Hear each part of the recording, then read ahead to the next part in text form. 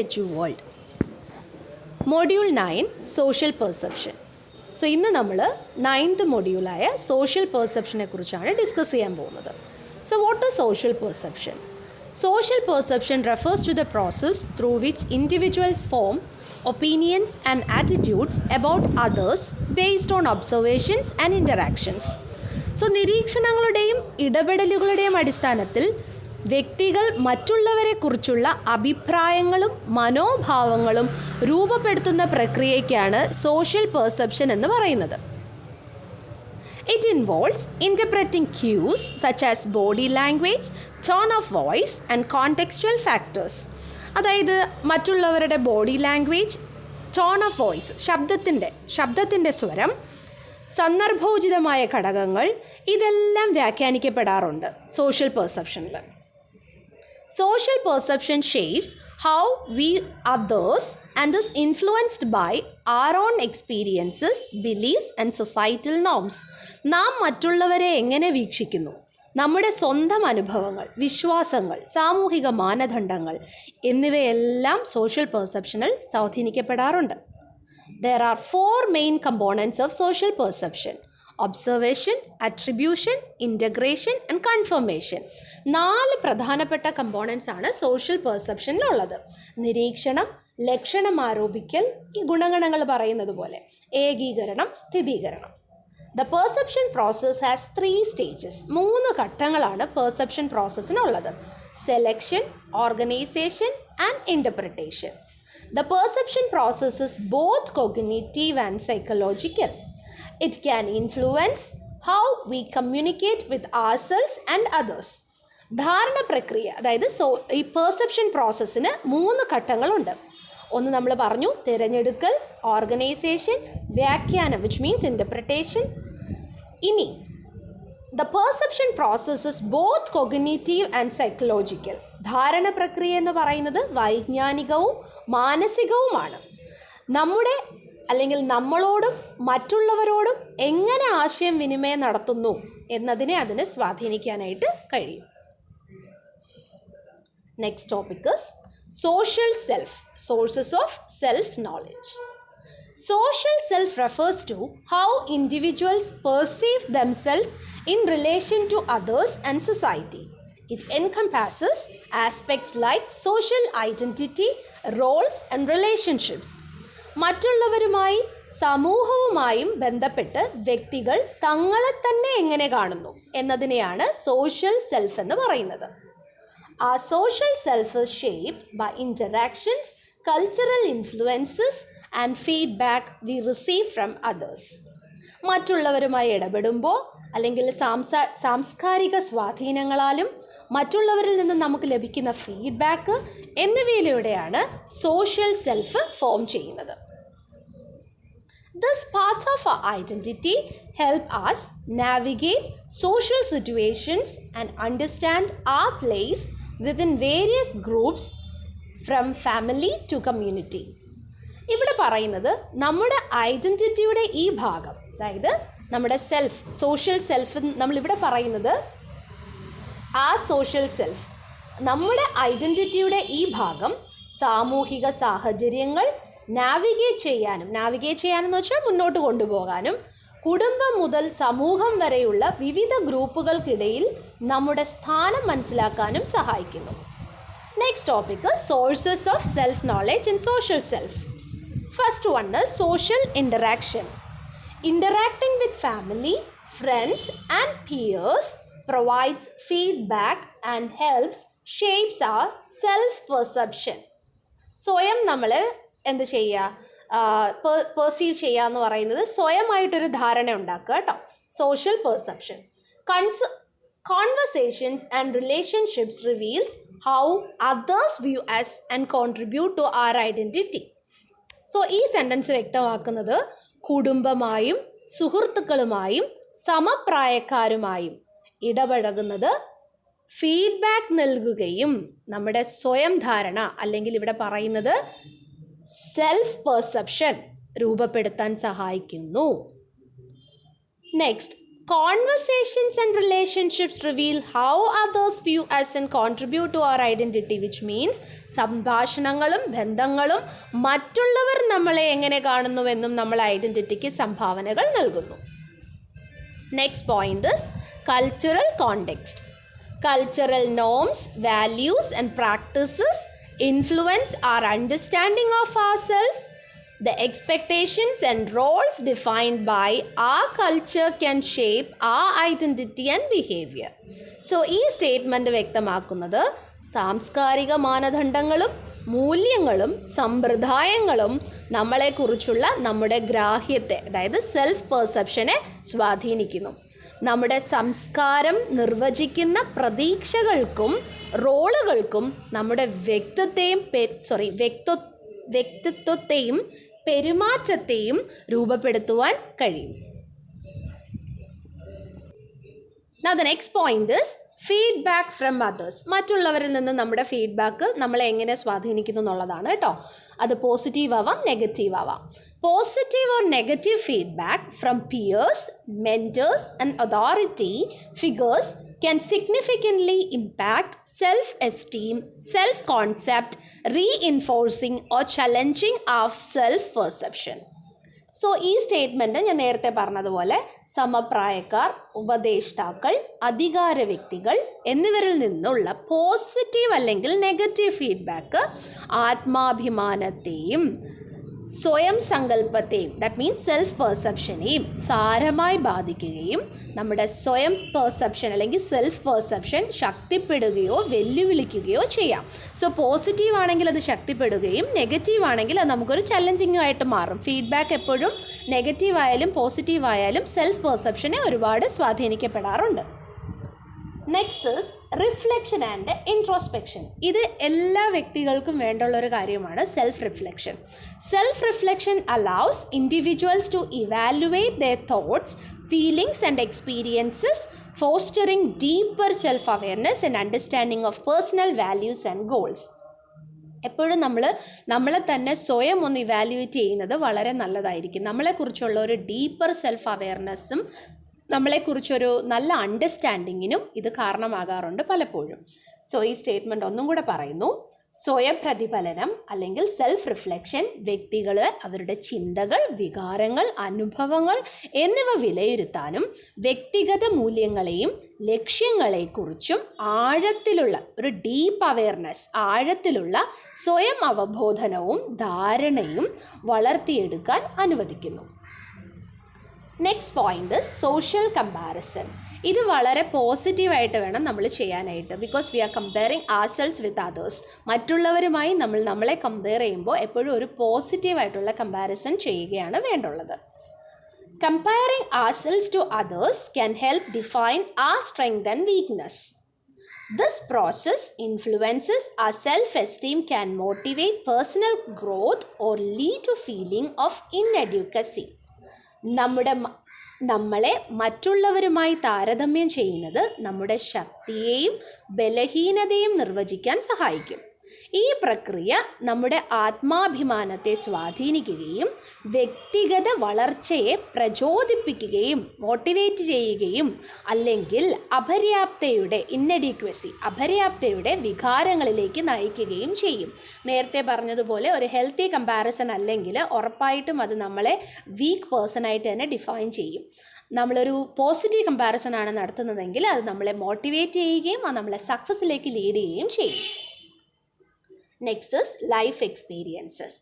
ഒരു മെയിൻ പോയിൻ്റാണിത്. Life experiences major life events such as education, work, relationships and challenges shapes our self-concept and contribute to our understanding of who we are. നമ്മൾ ആരാണെന്നുള്ളത് understand ചെയ്യാൻ സഹായിക്കുന്ന ഒരു main element എന്ന് പറയുന്നത് life experiences ആണ്. അത് പല രീതിയിൽ നിന്ന് നമുക്ക് ലഭിക്കാം. എഡ്യൂക്കേഷനിൽ നിന്നും, വർക്കിൽ നിന്നും, റിലേഷൻഷിപ്പിൽ നിന്നും, അല്ലെങ്കിൽ നമ്മൾ ഫേസ് ചെയ്യുന്ന ചാലഞ്ചസിൽ നിന്നുമൊക്കെ നമ്മുടെ ഒരു സെൽഫ് പെർസെപ്ഷനെ ഇത് ഷേപ്പ് ചെയ്യാറുണ്ട്. കുറച്ചുകൂടെ വ്യക്തമായിട്ട് പറയുകയാണെന്നുണ്ടെങ്കിൽ വിദ്യാഭ്യാസം, ജോലി, ബന്ധങ്ങൾ, വെല്ലുവിളികൾ എന്നിങ്ങനെയുള്ള പ്രധാന ജീവിത സംഭവങ്ങൾ നമ്മുടെ സ്വയസങ്കല്പം, സെൽഫ് പെർസെപ്ഷൻ രൂപപ്പെടുത്തുകയും നാം ആരാണെന്ന് മനസ്സിലാക്കാൻ സഹായിക്കുകയും ചെയ്യുന്നു. Next point, media and society. So ഇന്നത്തെ ഒരു പ്രസൻറ്റ് സിനാരിയോയിൽ നമ്മൾ ഏറ്റവും കൂടുതൽ കണ്ടുവരുന്ന ഒരു കാര്യമാണ് how media and society influences self perception എന്നുള്ളത്. Exposure to media representations and societal standards can impact our self-image and identity, often shaping our perception of success, beauty and behavior. ഇവിടെ മാധ്യമ പ്രാതിനിധ്യങ്ങളും സാമൂഹിക മാനദണ്ഡങ്ങളോടുമുള്ള എക്സ്പോഷർ നമ്മുടെ സ്വയം പ്രതിച്ഛായയെയും ഐഡൻറ്റിറ്റിയെയും സ്വാധീനിക്കുന്നു. പലപ്പോഴും വിജയം, സൗന്ദര്യം, പെരുമാറ്റം എന്നിവയെക്കുറിച്ചുള്ള നമ്മുടെ ധാരണകൾ രൂപപ്പെടുത്തുകയും ചെയ്യുന്നു. കാരണം മീഡിയ അല്ലെങ്കിൽ സൊസൈറ്റിയിൽ നിലനിൽക്കുന്ന പല കാര്യങ്ങളും നമ്മളെ ഇൻഫ്ലുവൻസ് ചെയ്യുകയും നമ്മുടെ ഒരു പെർസെപ്ഷനെ തന്നെ അത് മാറ്റിയെടുക്കുന്നു. ഇപ്പോൾ ബ്യൂട്ടി എന്നുള്ളത് പലർക്കും പല രീതിയിലാണ്, സൗന്ദര്യം പല രീതിയിലാണ് നമ്മൾ പെർസീവ് ചെയ്യുന്നത്. ചിലർക്ക് കറുപ്പാണ് ഭംഗിയെങ്കിൽ ചിലർക്ക് വെളുപ്പാണ് ഭംഗി എന്ന് പറയുന്നത് പോലെ perception differs from person to person. ഇവിടെ പക്ഷേ മീഡിയയും സൊസൈറ്റിയും നമ്മുടെ സെൽഫ് പെർസെപ്ഷനെ ഒരുപാട് ഇൻഫ്ലുവൻസ് ചെയ്യാറുണ്ട്. Next topic is aspects of self knowledge, which includes the subtopics such as self-schemas, self-discrepancies, self-regulation, self-concept, self-esteem and self-presentation. ആത്മജ്ഞാനത്തിൻ്റെ വശങ്ങൾ, that means aspects of self-knowledge.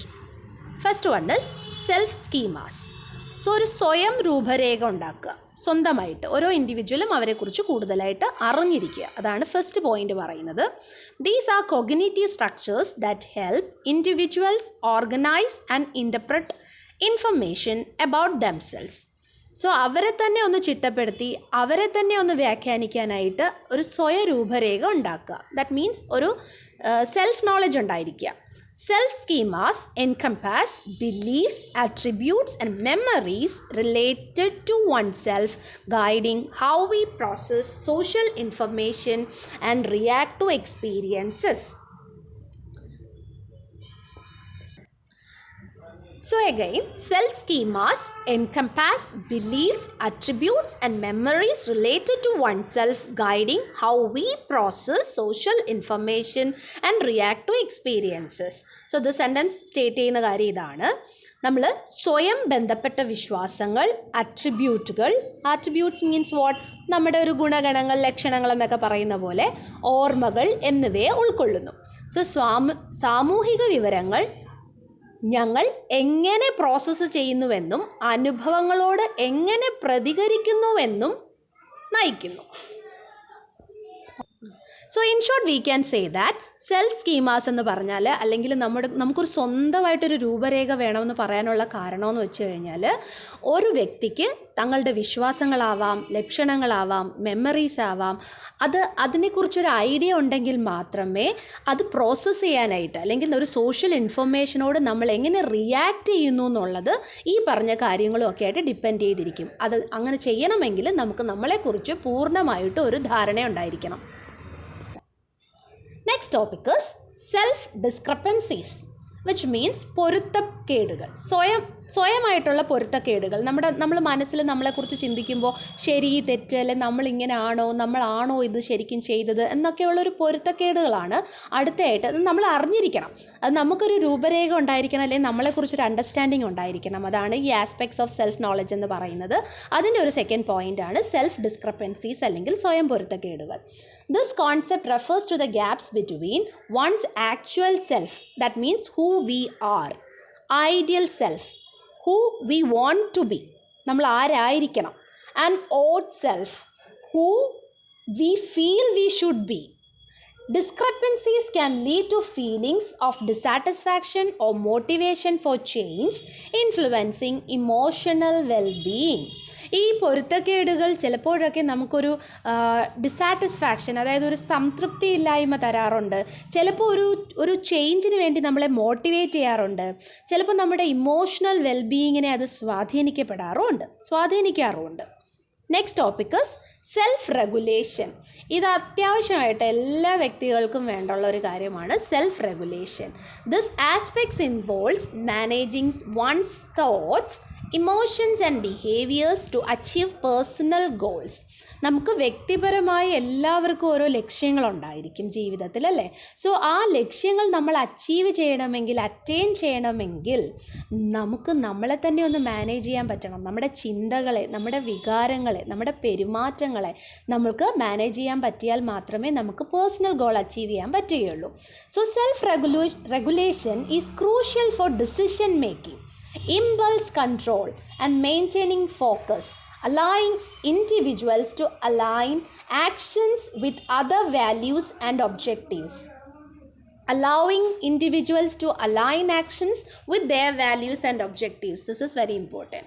So ഇവിടെ പറയുന്ന കാര്യം എന്ന് വെച്ച് കഴിഞ്ഞാൽ സെൽഫ് റെഗുലേഷൻ വളരെ ഇമ്പോർട്ടൻ്റ് ആയിട്ടുള്ളൊരു കാര്യമാണ്. ഒരു ഡിസിഷൻ മേക്കിംഗ് പ്രോസസ്സിൽ നമുക്ക് കൺട്രോൾ ചെയ്യാൻ പറ്റിയില്ലെങ്കിൽ നമ്മൾ എടുക്കുന്ന തീരുമാനങ്ങൾ വളരെ മോശമായിരിക്കും.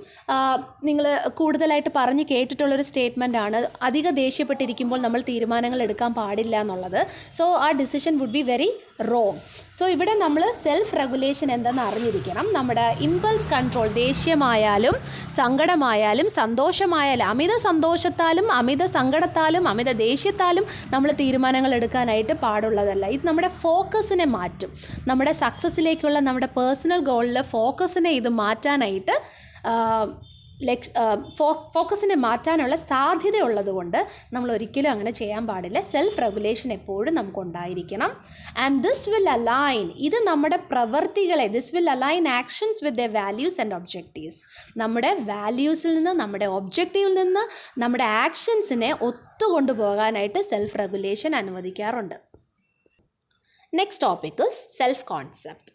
Self-concept is the overall perception and understanding of oneself, encompassing beliefs about identity, personality, and abilities. It shapes how we view our place in the world and influences our interactions and experiences.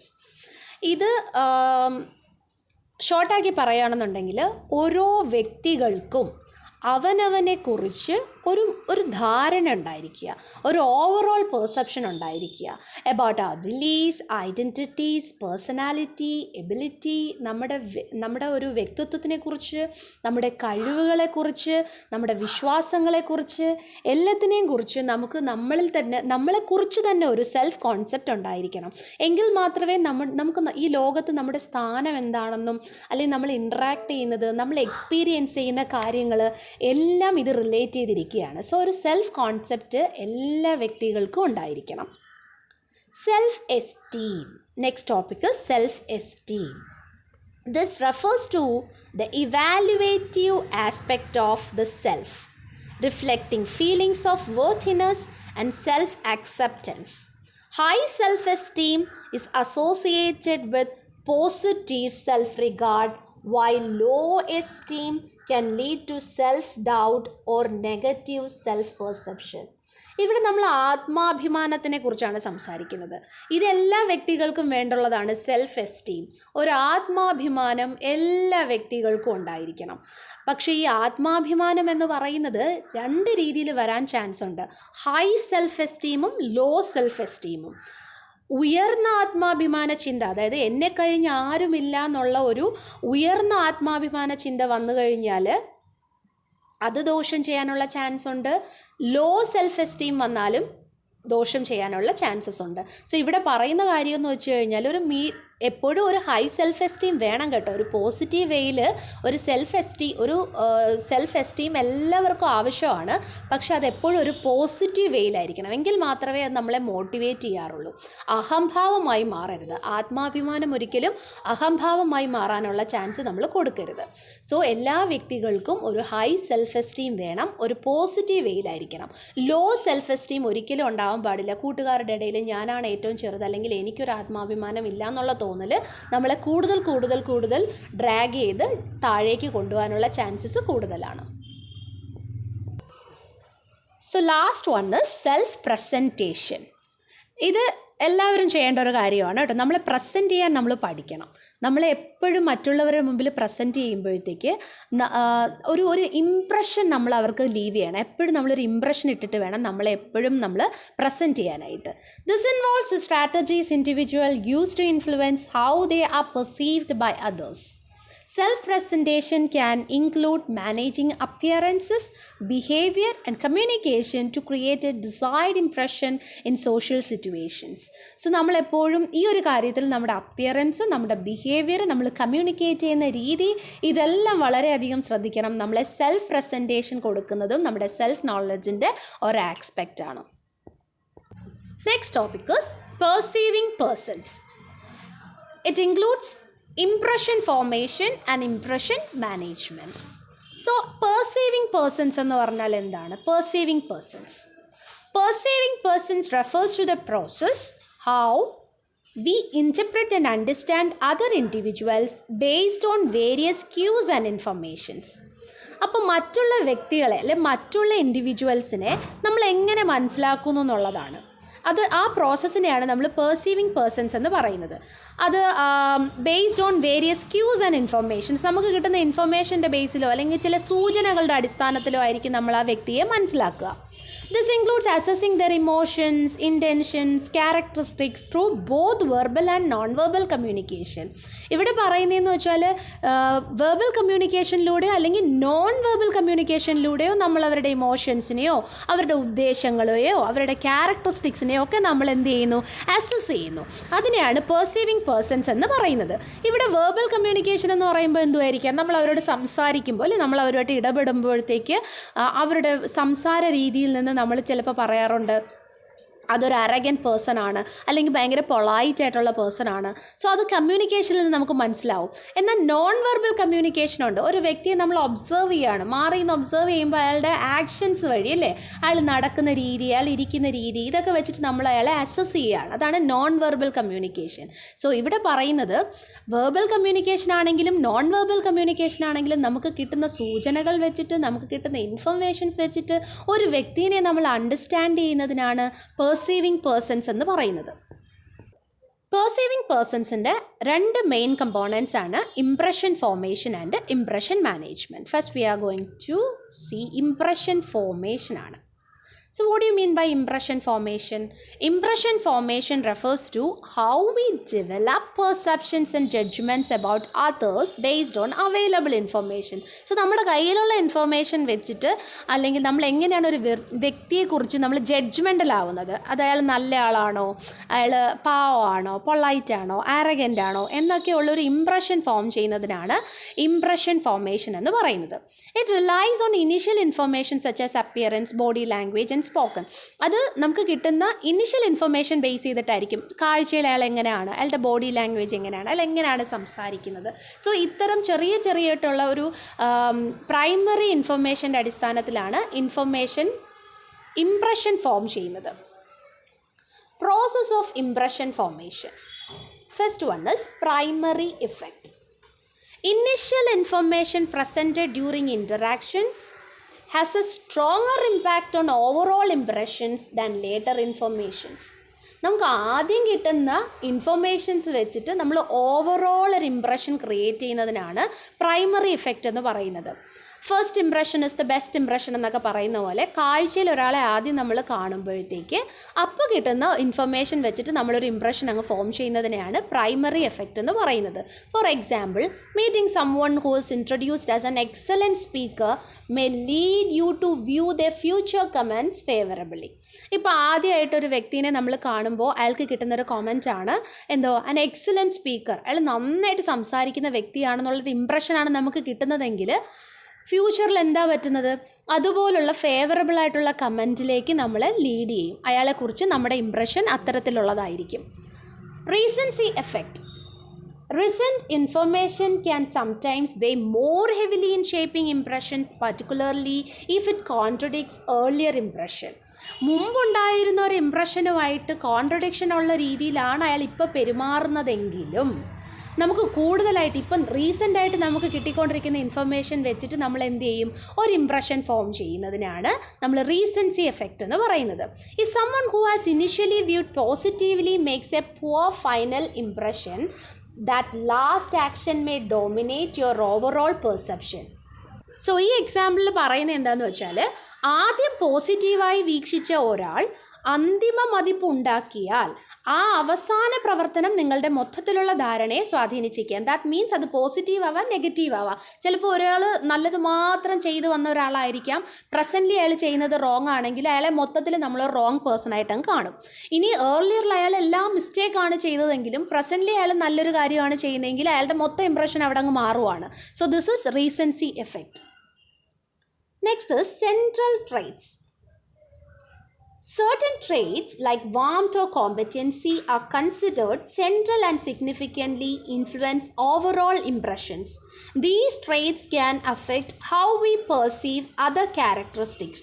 For example, a warm person might be perceived as more competent even in unrelated areas due to positive lens through which we view them.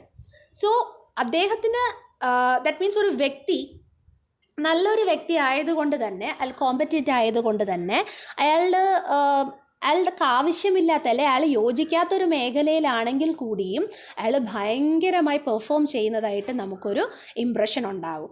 So ഇതിനെയാണ് നമ്മൾ എന്തെന്ന് പറയുന്നത്, central traits. Next is hello effect. This cognitive bias occurs when positive trait, maybe physical attractiveness, influences overall judgment about a person's character. For example, an attractive person may be assumed to be more sociable or intelligent regardless of their actual abilities. ഇവിടെ കാണാൻ കൊള്ളാവുന്ന ഒരു വ്യക്തി അല്ലെങ്കിൽ അയാളെ physical appearance വെച്ചിട്ട് അയാൾ ഒരു എന്താ പറയുക ഭയങ്കര ഏബിൾ ആയിട്ടുള്ള ഒരാളാണെന്ന് അല്ലെങ്കിൽ ഇൻ്റലിജൻ്റ് ആയിട്ടുള്ള ഒരാളാണെന്ന് നമ്മളങ്ങ് അസ്യൂം ചെയ്യുക. That is also creating impression based on അയാളുടെ physical appearance. That is halo effect. ഇപ്പോൾ എക്സാമ്പിൾ പറയുകയാണെന്നുണ്ടെങ്കിൽ നമ്മൾ അയാളുടെ റിയൽ എബിലിറ്റി ഒന്നും നമ്മൾ അറിയാതെ അയാളെ കാണാൻ കൊള്ളാം, അല്ലെങ്കിൽ അയാളുടെ ഫിസിക്കൽ അപ്പിയറൻസ് കൊള്ളാമെങ്കിൽ അയാൾ ബുദ്ധിയുള്ള ആളാണ്, അയാൾ മിടുക്കനാണ് എന്നുള്ളൊരു ഇംപ്രഷൻ ഫോം ചെയ്യുന്നതിനാണ് ഹാലോ എഫക്റ്റ് എന്ന് പറയുന്നത്. And the last one is stereotypes. Stereotypes means പഴമക്കാർ പറയാറുണ്ട് കേട്ട് കേൾവി എന്ന് പറയാറുണ്ട്. ഇപ്പം ഗ്രാൻഡ് മാസ് അല്ലെങ്കിൽ ഗ്രാൻഡ് പേരൻസ് പറഞ്ഞ് കേട്ട് നമ്മൾ ജനറേഷൻ ബൈ ജനറേഷനായിട്ട് കേട്ട് വരുന്ന കാര്യങ്ങൾക്കാണ് നമ്മൾ സ്റ്റീരിയോടൈപ്സ് എന്ന് പറയുന്നത്. Preconceived notions or schemas about specific groups can change impression formation, often leading to biased views.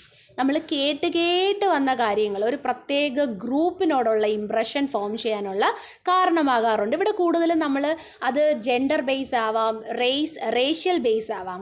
For example, assuming someone is less competent based on their gender, race or other group membership can distort our perception of their individual abilities. ഇപ്പോൾ ഒരു നമ്മളിപ്പോൾ ഒരു പ്രത്യേക ഒരു ഫീൽഡിൽ ഒരു working ഫീൽഡിൽ നമ്മൾ ചെല്ലുമ്പോഴത്തേക്ക് അവിടെ ജെൻഡർ ബേസിൽ നോക്കുകയാണെന്നുണ്ടെങ്കിൽ മെയിലും ഫീമെയിലും ഉണ്ടാവാം.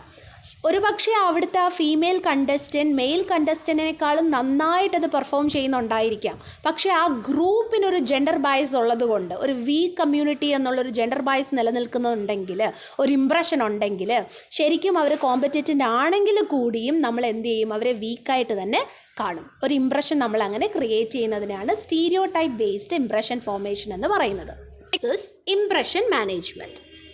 Impression management is A process, conscious or unconscious, through which individuals attempt to control how others perceive them. ഇവിടെ ഇംപ്രഷൻ മാനേജ്മെൻറ്റ് എന്ന് പറയുന്നത് ചിലപ്പോൾ ബോധത്തോടായിരിക്കാം, ചിലപ്പോൾ നമ്മൾ കോൺഷ്യസ് ആയിട്ടോ അൺകോൺഷ്യസ് ആയിട്ടോ ചെയ്യുന്ന കാര്യമായിരിക്കാം.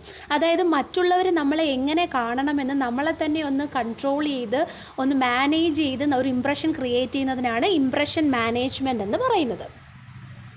This involves deliberately shaping behaviors, expressions and communications to create a favorable impression. അനുകൂലമായ ഒരു മതിപ്പ് സൃഷ്ടിക്കുന്നതിന് നമ്മുടെ പെരുമാറ്റങ്ങളും ഭാവങ്ങളും ആശയവിനിമയങ്ങളും മനഃപൂർവ്വമായി രൂപപ്പെടുത്തുന്നതാണ് ഇതിൽ കൂടുതലായിട്ട് നമുക്ക് കാണാൻ പറ്റുന്നത്. അപ്പോൾ ഇംപ്രഷൻ മാനേജ്മെൻറ്റിൽ നമ്മൾ കാണുന്നതെന്ന് വെച്ച് കഴിഞ്ഞാൽ കോൺഷ്യസ് ആയിട്ടോ അൺകോൺഷ്യസ് ആയിട്ടോ നമ്മളെ മറ്റുള്ളവർ എങ്ങനെ കാണണം എന്ന് നമ്മൾ സ്വയം നിയന്ത്രിച്ചൊരു ഇംപ്രഷൻ അവരുടെ മുമ്പിൽ ഫോം ചെയ്യുന്നതിനാണ് ഇംപ്രഷൻ മാനേജ്മെൻറ്റ് എന്ന് പറയുന്നത്. ഇതിന് കുറേ സ്ട്രാറ്റജീസ് ഇൻഡിവിജ്വൽസ് യൂസ് ചെയ്യാറുണ്ട്. So strategies of impression management. First one, self promotion. Emphasizing one's skill, achievements and qualifications to be seen as competent and capable. അപ്പം നമ്മൾ നമ്മുടെ കഴിവുകളെ ഹൈലൈറ്റ് ചെയ്ത് കാണിക്കുകയാണ്. എൻ്റെ അച്ചീവ്മെൻറ്റ്സിനെ, എൻ്റെ ക്വാളിഫിക്കേഷൻസിനെ, അല്ലെങ്കിൽ ഞാൻ ഭയങ്കര കോമ്പറ്റൻ്റ് ആണ്, കേപ്പബിൾ ആണെന്നൊക്കെ കാണിക്കാൻ വേണ്ടിയിട്ട് ഞാനിങ്ങനെ ഹൈലൈറ്റ് ചെയ്ത് കാണിക്കുന്നതിനാണ് സെൽഫ് പ്രൊമോഷൻ എന്ന് പറയുന്നത്. ഒരു എക്സാമ്പിൾ പറയുകയാണെന്നുണ്ടെങ്കിൽ, നമ്മളൊരു ജോബ് ഇൻ്റർവ്യൂവിൽ പോകുമ്പോൾ ഒരു കാൻഡിഡേറ്റ് അയാളുടെ മെറിറ്റ്സും അയാളുടെ പോസിറ്റീവ്സും കോമ്പറ്റേറ്റ് ചെയ്ത് ഇൻ്റർവ്യൂവറിനെ ഇംപ്രസ് ചെയ്യാൻ ശ്രമിക്കുന്നത് ഒരു ഇംപ്രഷൻ മാനേജ്മെൻറ്റിൻ്റെ ഒരു സ്ട്രാറ്റജിയാണ്. So self promotion. അടുത്തത് ഇൻഗ്രേഷിയേഷൻ. ഇവിടെ പറയുന്നത് using flattery or friendly behaviour to make oneself likeable to others. ഇവിടെ എന്ന് വെച്ച് കഴിഞ്ഞാൽ നമ്മൾ നമ്മുടെ ഓപ്പോസിറ്റ് നിൽക്കുന്ന ആളിനെ നമ്മൾ ഫ്ലാറ്റർ ചെയ്യുക, അവരെ പുകഴ്ത്തുക, അല്ലെ ഒരു ഫ്രണ്ട്ലി ബിഹേവിയർ അവരുടെ അടുത്ത് കാണിക്കുക. അതുവഴി അവർ പറയുമല്ലോ, ഈ വ്യക്തി നല്ല ആളാണ്. ഒരു ഇംപ്രഷൻ പിടിച്ചു പറ്റുന്നതിനാണ് ഇൻഗ്രേഷിയേഷൻ എന്ന് പറയുന്നത്. For example, complimenting a colleague's ideas in meetings to foster a positive relationship and gain over. നമ്മുടെ കൊളീഗ് ഒരു ഐഡിയ പറയുവാണെങ്കിൽ അതിനെ നമ്മൾ ഭയങ്കരമായിട്ട് കോംപ്ലിമെൻറ്റ് ചെയ്യുകയും അയാളുടെ പ്രീതി പിടിച്ചു പറ്റാൻ ശ്രമിക്കുകയും ചെയ്യുന്നത് ഇംപ്രഷൻ മാനേജ്മെൻറ്റിൻ്റെ മറ്റൊരു സ്ട്രാറ്റജിയാണ്. Next one is എക്സംപ്ലിഫിക്കേഷൻ.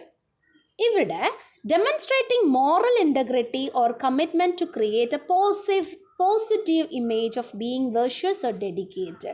നമ്മൾ ഭയങ്കര ധാർമ്മികത ഉള്ള ആളാണെന്നും അല്ലെങ്കിൽ ഓവർ ഡെഡിക്കേറ്റഡ് ആണെന്നും ഒക്കെ കാണിക്കാൻ വേണ്ടിയിട്ട് നമ്മൾ കൂടുതലായിട്ട് ഡെമോൺസ്ട്രേറ്റ് ചെയ്ത് കാണിക്കുകയാണ്, നമ്മളത് കൂടുതൽ എക്സ്പ്രസ് ചെയ്ത് കാണിക്കുകയാണ്, അത്തരത്തിലൊരു ഇംപ്രഷൻ ഫോം ചെയ്യാനായിട്ട്. ഒരു ഇംപ്രഷൻ മാനേജ്മെൻറ്റിൻ്റെ ഒരു സ്ട്രാറ്റജിയാണ്. ഇവിടെ പറയുകയാണെന്നുണ്ടെങ്കിൽ volunteering for extra projects or taking challenging task to showcase work ethic and dedication. നമുക്ക് തരുന്ന സമയത്തിൽ അധികം നമ്മൾ ഓവർ ഡെഡിക്കേഷൻ കാണിക്കുക, നമ്മുടെ പ്രോജക്റ്റ് അല്ലെങ്കിൽ കൂടി അതിൽ ഇൻവോൾവ് ആകുക, നമ്മളിപ്പോൾ ചാരിറ്റി വർക്കിലൊക്കെ പങ്കെടുക്കുക. സോ നമ്മളെ ഫോസ്റ്റർ ചെയ്ത് നമ്മളെ ചെയ്യിക്കുക, നമ്മൾ വോളണ്ടറിലി നമ്മൾ ചെയ്യുന്നതായിട്ടൊരു ചിലപ്പോൾ കോൺഷ്യസ് ആയിട്ട് ചെയ്യുന്നതായിരിക്കാം, ചിലപ്പോൾ അൺകോൺഷ്യസ് ആയിട്ട് ചെയ്യുന്നതായിരിക്കാം. ഇതും ഇംപ്രഷൻ മാനേജ്മെൻറ്റിൻ്റെ ഒരു സ്ട്രാറ്റജിയാണ്. Next one is intimidation. ഇവിടെ using displays or strength of power to instil fear or respect in others. ഇത് ചില വ്യക്തികൾ കോൺഷ്യസ് ആയിട്ടും അൺകോൺഷ്യസ് ആയിട്ടും കാണിക്കുന്ന ഒരു ഇംപ്രഷൻ ഫോർമേഷനാണ്. അതായത് അവരുടെ പവർ ഉപയോഗിച്ച്, അവരുടെ ശക്തി ഉപയോഗിച്ച് മറ്റുള്ളവരിൽ ഒരു പേടി ഉണ്ടാക്കുക, അതുവഴി റെസ്പെക്റ്റ് എന്ന് പറയുന്ന ഒരു ഇംപ്രഷൻ ക്രിയേറ്റ് ചെയ്യുക. ഇതും ഇംപ്രഷൻ മാനേജ്മെൻറ്റിൻ്റെ ഒരു സ്ട്രാറ്റജിയാണ്. ഇവിടെ ഒരു എക്സാമ്പിളായിട്ട് പറയുന്നത്, a manager may adopt a stern demeanour or raise a voice to assert authority in team meeting. Team മീറ്റിങ്ങിൽ അദ്ദേഹത്തിൻ്റെ പവർ കാണിക്കാനായിട്ട് ചിലപ്പോൾ വോയിസ് ഒന്ന് റേസ് ചെയ്ത് സംസാരിക്കുക, അല്ലെങ്കിൽ ഒരു സ്റ്റേൺ ബിഹേവിയർ കാണിക്കുക. ഇതിനെയാണ് ഇൻറ്റിമിഡേഷൻ എന്ന് പറയുന്നത്. Next one is supplication. Presenting oneself as weak or in need of help to elicit sympathy or support from others. ഇവിടെ നമ്മൾ ഭയങ്കര വീക്കായിട്ട് നമ്മൾ നാട്ടു മലയാളത്തിൽ പറയുകയാണെന്നുണ്ടെങ്കിൽ അയ്യോ പാവി, നമ്മൾ ഭയങ്കര പാവത്താനായിട്ട് ഒരു ഇംപ്രഷൻ ക്രിയേറ്റ് ചെയ്ത് അതുവഴി ഭയങ്കര പ്രീതി പിടിച്ചു പറ്റുക. ഇതും ഒരു ഇംപ്രഷൻ മാനേജ്മെൻറ്റിൻ്റെ സ്ട്രാറ്റജിയാണ് സപ്ലിക്കേഷൻ എന്ന് പറയുന്നത്. Next topic is attribution theory. So attribution includes two topics. One is attribution theory and another one is attribution biases. First we are going to discuss attribution theory. Attribution theory explores how individuals interpret and assign causes to their own and others' behaviors. Once again, attribution theory explores how individuals interpret and assign causes to their own and others' behaviors. ഇവിടെ പറയുന്നതെന്ന് വെച്ചാൽ വ്യക്തികൾ അവരുടെ സ്വന്തം പെരുമാറ്റങ്ങളും മറ്റുള്ളവരുടെ പെരുമാറ്റങ്ങളും എങ്ങനെ വ്യാഖ്യാനിക്കുന്നു എന്നുള്ളതും മാത്രമല്ല, they assign causes to their own or others behaviour. അവരുടെ ബിഹേവിയറോ മറ്റുള്ളവരുടെ ബിഹേവിയറോ ആണെങ്കിൽ അതിൻ്റെ കാരണങ്ങളും കൂടെ ഇൻ്റർപ്രറ്റ് ചെയ്യുന്നതിനാണ് നമ്മൾ അട്രിബ്യൂഷൻ തിയറി എന്ന് പറയുന്നത്. And it was developed by psychologists like Fritz Herder and Harold Kelly. This theory focuses on understanding how people make senses of their own social world. So, ആളുകൾ അവരുടെ സാമൂഹിക ലോകത്തെ എങ്ങനെ മനസ്സിലാക്കുന്നു എന്ന് മനസ്സിലാക്കുന്നതിൽ ശ്രദ്ധ കേന്ദ്രീകരിക്കുന്നു. സോ ഈ തിയറി ഒന്നും കൂടെ പറയാം. This theory was developed by psychologist like Fritz Heider and Harold Kelley. Key concepts of attribution theory. First one is internal attributions. These are explanations that ascribe behavior to personal factors such as traits, motivations, or abilities. For instance, if a student fails an exam, you might think they didn't study hard enough. ഈ internal അട്രിബ്യൂഷൻസിൽ പറയുന്ന ഒരു കാര്യം എന്ന് വെച്ചാൽ ഒരു വ്യക്തിയുടെ ഒരു തോൽവിയാകാം, problems ആകാം, എന്ത് തന്നെ ആവാം, അതിനെ നമ്മൾ അയാളുടെ ബിഹേവിയറോ അല്ലെങ്കിൽ പേഴ്സണൽ ഫാക്ടേഴ്സോ ആയിട്ട് റിലേറ്റ് ചെയ്യുന്നതിനാണ് ഇൻറ്റേർണൽ അട്രിബ്യൂഷൻസ് എന്ന് പറയുന്നത്. ഇവിടെ പറഞ്ഞത് ഒരു കുട്ടി പരീക്ഷയ്ക്ക് തോക്കുകയാണെന്നുണ്ടെങ്കിൽ പല കാരണങ്ങൾ കൊണ്ട് തോൽവി സംഭവിക്കാം. പക്ഷെ നമ്മളിവിടെ പറയുന്നത് എന്താണ്? ദേ ഡിഡ്ന്റ് സ്റ്റഡി ഹാർഡ്, അല്ലെ ആ കുട്ടി നന്നായിട്ട് പഠിച്ചില്ല, ആ കുട്ടികൾ നന്നായിട്ട് പഠിച്ചില്ല, നന്നായിട്ട് ഹാർഡ് വർക്ക് ചെയ്തില്ല എന്ന് നമ്മൾ തന്നെ ഒരു അട്രിബ്യൂഷൻ പറയുകയാണ്. Next is external attributions. These explains attribute behavior to situational factors or environmental influences. Continuing with the previous example, you might attribute the student's failure to a difficult exam or personal issues. ഇവിടെ നമ്മൾ external അട്രിബ്യൂഷൻസിനെയാണ് സൂചിപ്പിക്കുന്നത്. ഇപ്പോൾ നേരത്തെ പറഞ്ഞതുപോലെ പരീക്ഷയിൽ തോൽവി സംഭവിച്ച ആ കുട്ടിക്ക് ആദ്യം നമ്മൾ പറഞ്ഞത് എന്താണ്? ഇൻറ്റേർണൽ അട്രിബ്യൂഷനിൽ അവൻ നന്നായിട്ട് പഠിക്കാത്തത് കൊണ്ടാണ്, പല കാരണങ്ങൾ കൊണ്ടാവാം. എന്നാലും നമ്മളവിടെ പേഴ്സണൽ ബിഹേവിയറിലെ പേഴ്സണൽ ട്രേറ്റ്സ് റിലേറ്റ് ചെയ്ത് പറയുകയാണ്, അവൻ നന്നായിട്ട് ഹാർഡ് വർക്ക് ചെയ്യാത്തത് കൊണ്ട് അവൻ തോറ്റുപോയി. That is internal attribution. External വരുമ്പോൾ നമ്മൾ അവൻ്റെ പേഴ്സണൽ അല്ല, പകരം അവൻ്റെ ബാഹ്യമായ കാരണങ്ങളാണ് നമ്മൾ എടുക്കുന്നത്. പരീക്ഷ ചിലപ്പോൾ ഡിഫിക്കൽട്ടായിരുന്നിരിക്കാം, അല്ലെങ്കിൽ അവന് ചില പേഴ്സണൽ ഇഷ്യൂസ് ഉണ്ടായിരിക്കാം. സോ അങ്ങനെ നമ്മൾ പുറമേ ഉള്ള കാരണങ്ങൾ പറയുന്നതിനെയാണ് എക്സ്റ്റേണൽ അട്രിബ്യൂഷൻസ് എന്ന് പറയുന്നത്. Third one is fundamental attribution error. അടിസ്ഥാനപരമായ തെറ്റെന്നൊക്കെ നമ്മൾ പറയുന്നത് പോലെ this bias refers to the tendency to overemphasize internal factors when judging others' behavior while downplaying external influences. ഇവിടെ എക്സാമ്പിൾ വെച്ച് നമുക്കിതിനെ നന്നായിട്ട് ഡിഫൈൻ ചെയ്യാൻ പറ്റും ഈ ഒരു സ്റ്റേറ്റ്മെൻറ്റിനെ. ഇവിടെ പറയുന്നത്, if a colleague misses a deadline, one might assume they are disorganized rather than considering they might have had an unexpected workload. ഇവിടെ പറയാണ്, നമ്മുടെ കൂടെ ജോലി ചെയ്യുന്ന ഒരാൾ ഡെഡ് ലൈൻ മിസ് ചെയ്യുകയാണ്, ഇന്ന് സബ്മിറ്റ് ചെയ്യേണ്ടുള്ള പ്രോജക്റ്റ് ഇന്ന് അയാൾക്ക് സബ്മിറ്റ് ചെയ്യാൻ പറ്റുന്നില്ല. അപ്പോൾ നമ്മൾ അയാളെ എന്തായിട്ട് കാണുവാണ്? ഒരു എന്താ പറയുക, അയാൾ ഓർഗനൈസ് അല്ല, അയാൾക്ക് സമയം ഓർഗനൈസ് ചെയ്ത് ചെയ്യാൻ അറിയില്ല എന്ന് നമ്മളങ്ങ് ഫണ്ടമെൻ്റലി അങ്ങ് പറയുവാണ്. പക്ഷേ അതിന് പല കാരണങ്ങളായിരിക്കാം, അല്ലെങ്കിൽ നമ്മൾ വേറൊന്നും അസ്യൂം ചെയ്യുന്നില്ല.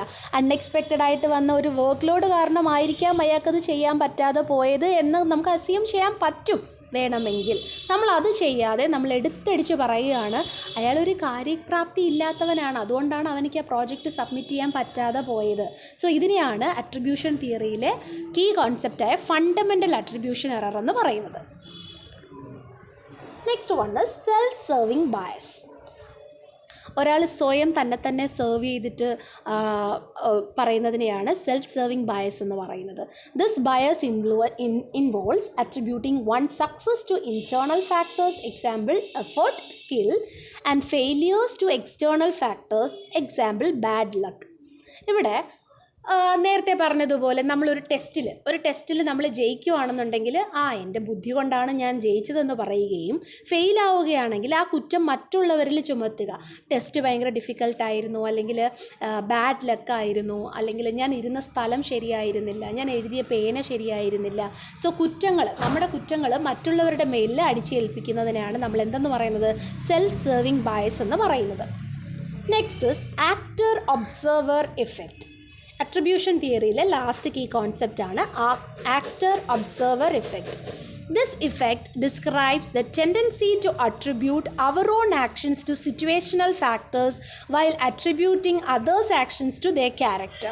ഇവിടെ നമ്മുടെ കുറ്റം നമ്മൾ എന്ത് ചെയ്യുകയാണ്? സാഹചര്യങ്ങൾ കൊണ്ട് മോശമായതുകൊണ്ടാണ് അത് സംഭവിച്ചതെന്ന് പറയുകയും, എന്നാൽ അതേ കുറ്റം വേറൊരാൾ ചെയ്യുമ്പോൾ അത് അയാളുടെ കഴിവുകേടാണെന്ന് പറയുന്നതിനെയാണ് നമ്മൾ എന്തെന്ന് പറയുന്നത്? ആക്ടർ ഒബ്സർവർ എഫക്റ്റ് എന്ന് പറയുന്നത്. ഇവിടെ ഒരു എക്സാമ്പിൾ കൊടുത്തിട്ടുണ്ട്. You might excuse your own lateness due to traffic but view someone else's lateness as irresponsibility. Next concept is attribution biases. Attribution biases are systematic errors in thinking that affect how we judge the causes of behavior.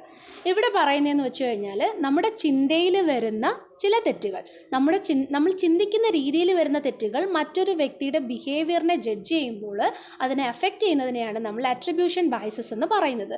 ഇതിനും കുറച്ച് key കൺസെപ്റ്റുകളുണ്ട്. അതിലൊന്നാമത്തത് stereo typing ആണ്. നമ്മൾ നേരത്തെ discuss ചെയ്തിട്ടുണ്ട് stereo ടൈപ്പിങ്ങിനെ കുറിച്ച്. അതായത് കാലങ്ങളായി generation വഴി നമ്മളിങ്ങനെ കേൾവി എന്ന് പറയും, കേട്ട് വന്ന കാര്യങ്ങൾ.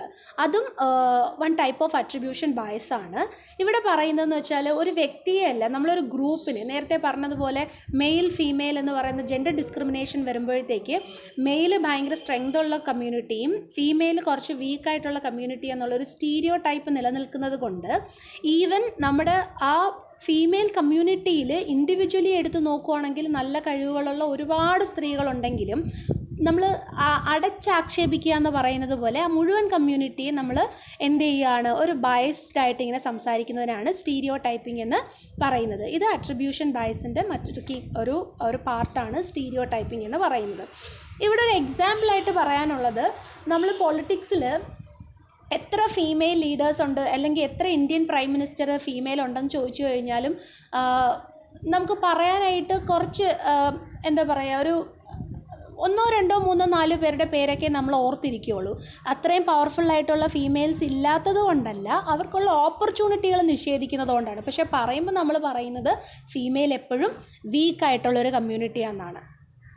സോ കൺഫർമേഷൻ ബയസ്, അടുത്ത പറയുന്നത് കൺഫർമേഷൻ ബയസ് ആണ്. അതായത് മുൻവിധിയോടുകൂടി ഉറപ്പിച്ച് നമ്മൾ മുന്നുള്ള കാര്യങ്ങൾ, അയാളുടെ ഒരു വ്യക്തിയുടെ മുന്നത്തെ പെരുമാറ്റത്തിനെ നമ്മൾ ഉറപ്പിച്ചുകൊണ്ട് നമ്മൾ അതിനെ എന്താക്കുകയാണ്, ഇപ്പോഴും അയാൾ അതുപോലെ തന്നെയാണ്, അല്ലെങ്കിൽ അതിനെക്കുറിച്ചുള്ള കാരണങ്ങൾ അന്വേഷിക്കുക. അതായത് നമ്മളൊരു കൺഫർമേഷൻ കൊടുത്തതിന് ശേഷം, നമ്മളൊരു കാര്യം സ്ഥിരീകരിച്ചതിന് ശേഷം അതിനെ സ്വാധീനിക്കുന്ന രീതിയിലുള്ള, അല്ലെങ്കിൽ അതിനെ അക്സെപ്റ്റ് ചെയ്യുന്ന രീതിയിലുള്ള കാര്യങ്ങൾ അന്വേഷിക്കുന്നതിനെയാണ്, ഇൻഫർമേഷൻ കളക്ട് ചെയ്യുന്നതിനെയാണ് നമ്മൾ കൺഫർമേഷൻ ബയസ് എന്ന് പറയുന്നത്. ഒരാളുടെ മുൻകാല വിശ്വാസങ്ങളെ സ്ഥിരീകരിക്കുന്ന വിധത്തിൽ വിവരങ്ങൾ അന്വേഷിക്കുന്നതിനോ വ്യാഖ്യാനിക്കുന്നതിനോ ഉള്ളൊരു പ്രവണതയ്ക്കാണ് നമ്മൾ കൺഫർമേഷൻ ബയസ് എന്ന് പറയുന്നത്. Next one, belief in a just world. ഇവിടെ പറയുന്നത്, this bias leads people to believe that individual gets what they deserve. നമുക്ക് അർഹിക്കുന്ന കാര്യങ്ങളായിരിക്കും നമുക്ക് കിട്ടുന്നത്. It can result in blaming victims for their circumstances. ഇവിടെ വിക്ടിമായിട്ടുള്ള ആൾക്കാരെ കുറ്റപ്പെടുത്തുന്ന അവരുടെ സാഹചര്യങ്ങളെ ആയിരിക്കാം. അവർ ശരിക്കും ചെയ്യുന്ന തെറ്റായിരിക്കത്തില്ല, സാഹചര്യവശാൽ അവർക്ക് അത് സംഭവിച്ചു പോവുകയാണെങ്കിൽ നമ്മൾ പറയുന്നത് എന്തായിരിക്കും, they must have done something to deserve it. അവരെന്തെങ്കിലും ചെയ്തു കാണും, അതുകൊണ്ടാണ് അവരത് അർഹിക്കുന്നത് എന്ന് പറയുന്നതിനെയാണ് believe in just a world എന്ന് പറയുന്നത്. Next topic is confirmation biases. This include sub topics such as perseverance of beliefs, confirmatory hypothesis testing, the self-fulfilling prophecy, stereotypes, prejudice, and discrimination. First one is, what is confirmation bias? Confirmation bias is a cognitive bias that leads to individuals to favor information that confirms their existing beliefs or hypotheses while disregarding or minimizing evidences that contradicts them. ഇവിടെ പറയുന്നതെന്ന് വെച്ചാൽ ഇത് ഒരു cognitive ബയസാണ്. എന്ന് വെച്ചാൽ ഇത് നമ്മുടെ ബ്രെയിനിൽ ഇങ്ങനെ സ്റ്റോർ ചെയ്ത് വെച്ചിരിക്കുന്ന സംഭവം എന്ന് വേണമെങ്കിൽ നമുക്ക് പറയാൻ പറ്റും. അതായത് നമ്മുടെ ഒരു ബിലീഫിനെ ഫേവർ ചെയ്യുന്ന ഇൻഫർമേഷൻസ് മാത്രമേ നമ്മൾ എന്ത് ചെയ്യുള്ളൂ, അക്സെപ്റ്റ് ചെയ്യുള്ളൂ. എന്നാൽ അതിനെ കോൺട്രഡിക്റ്റ് ചെയ്യുന്ന എവിഡൻസ് നമ്മുടെ മുന്നിൽ ഉണ്ടെങ്കിൽ കൂടെയും നമ്മളതിനെ അക്സെപ്റ്റ് ചെയ്യില്ല. ഇത് ഒരു വ്യക്തിയുടെ ഡിസിഷൻ മേക്കിങ്ങിനെയും റീസണിങ്ങിനെയും പെർസെപ്ഷനെയും ഒക്കെ ഇൻഫ്ലുവൻസ് ചെയ്യാറുണ്ട്.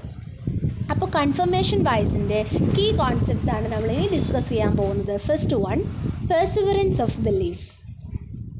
This phenomenon refers to the tendency to maintain a belief even when faced with contradictory evidence.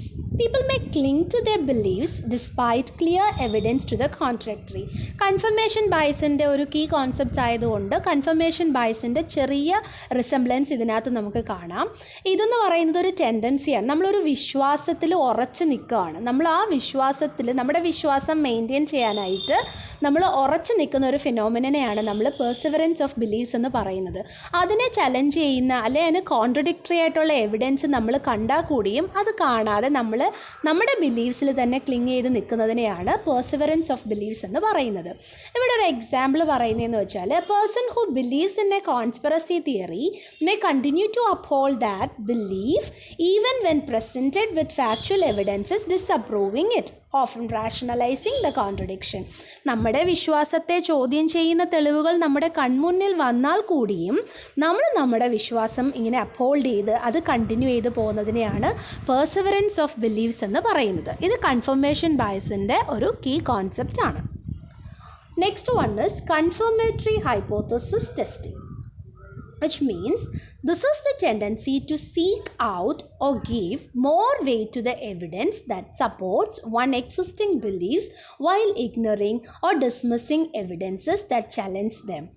എൻ്റെ ഹൈപ്പോത്തസിസിന് അല്ലെങ്കിൽ എൻ്റെ ഊഹാഭോഗങ്ങൾക്ക് അല്ലെങ്കിൽ എൻ്റെ ബിലീഫ്സിനെ സപ്പോർട്ട് ചെയ്യുന്ന തെളിവുകൾ മാത്രം സീക്ക് ഔട്ട് ചെയ്യുന്ന ഒരു ടെൻഡൻസിക്കാണ് നമ്മൾ കൺഫർമേറ്ററി ഹൈപ്പോത്തസിസ് ടെസ്റ്റിംഗ് എന്ന് പറയുന്നത്.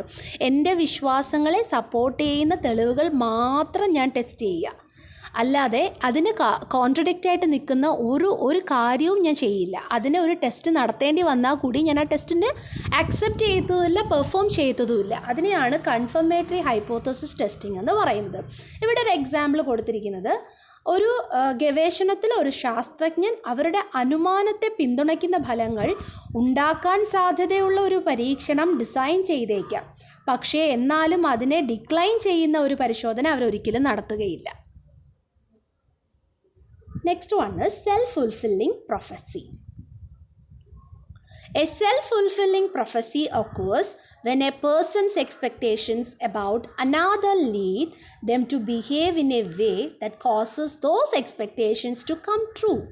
This can reinforce existing beliefs and biases. ഇതൊരു എക്സാമ്പിൾ പറഞ്ഞാൽ നിങ്ങൾക്ക് കുറച്ചുകൂടെ മനസ്സിലാവാൻ പറ്റും. ഇവിടെ പറയുന്നതെന്ന് വെച്ചാൽ, if a teacher believes a student is not capable of high performance they may offer less support. ഇപ്പം ഞാൻ പറഞ്ഞ അല്ലെങ്കിൽ ഞാൻ പ്രവചിച്ച അല്ലെങ്കിൽ ഞാൻ പറഞ്ഞ കാര്യമേ നടക്കുകയുള്ളൂ എന്ന് ബോധിപ്പിക്കാൻ വേണ്ടിയിട്ട് അതിനെ സപ്പോർട്ട് ചെയ്യുന്ന രീതിയിലുള്ള ആക്ഷൻസ് ചെയ്യുന്നതിനെയാണ് നമ്മൾ സെൽഫ് ഫുൾഫില്ലിംഗ് പ്രൊഫസി എന്ന് പറയുന്നത്. ഇവിടെ ഒരു ടീച്ചർ ഇങ്ങനെ വിശ്വസിക്കുകയാണ്, ഉറച്ചു വിശ്വസിക്കുകയാണ് ആ കുട്ടിക്ക് ഒരിക്കലും ഹൈ പെർഫോമൻസ് കാഴ്ചവെക്കാൻ പറ്റില്ല എന്ന് ആ ടീച്ചർ കോൺഷ്യസ് ആയിട്ടോ അൺകോൺഷ്യസ് ആയിട്ടോ വിശ്വസിച്ച് കഴിഞ്ഞാൽ അത് നടപ്പിൽ കൊണ്ടുവരാൻ വേണ്ടിയിട്ട് ടീച്ചർ അതിൻ്റെ ഫെർദർ ആക്ഷൻ എടുക്കും. എന്തായിരിക്കും എടുക്കുക? ആ കുട്ടിയെ ക്ലാസ്സിൽ അവോയ്ഡ് ചെയ്യുക, ആ കുട്ടിക്ക് സപ്പോർട്ടുകൾ കുറച്ചു കൊടുക്കുക, അതിന് റെമഡിയൽ ക്ലാസ്സസ് ഒഴിവാക്കുക. സോ ഒബ്വിയസ്ലി അപ്പം നമ്മൾ എന്ത് പറയും? സെൽഫ് ഫുൾഫില്ലിംഗ് പ്രൊഫസി എന്ന് പറയാം അതിനെ. Next one is stereo types. നമ്മൾ കുറേ ആയി ഡിസ്കസ് ചെയ്യുന്നൊരു ടോപ്പിക്കാണ്. ഇനിയൊരു എക്സ്പ്ലനേഷൻ്റെ ആവശ്യമില്ലെങ്കിൽ കൂടിയും stereotypes are oversimplified and widely held believes about a particular group of people. They can lead to confirmation bias when individuals only notice behaviors that align with their stereotypes. കേട്ടുകേൾവിയുമായിട്ട് ബന്ധമുള്ള കാര്യങ്ങൾ മാത്രം വിശ്വസിക്കുക. അതായത് ആ ഒരു ഗ്രൂപ്പിനെ, ഒരു particular ഗ്രൂപ്പിനെ നമ്മൾ കേട്ടുകേൾവി കൊണ്ട് മാത്രം ജഡ്ജ് ചെയ്യുക. അവരുടെ ആക്ഷൻസിനെ നമ്മൾ ആ സ്റ്റീരിയോ ടൈപ്പുമായിട്ട് റിലേറ്റ് ചെയ്ത് വിശ്വസിക്കുക. ഇതിനെയാണ് നമ്മൾ stereo types of confirmation bias എന്ന് പറയുന്നത്.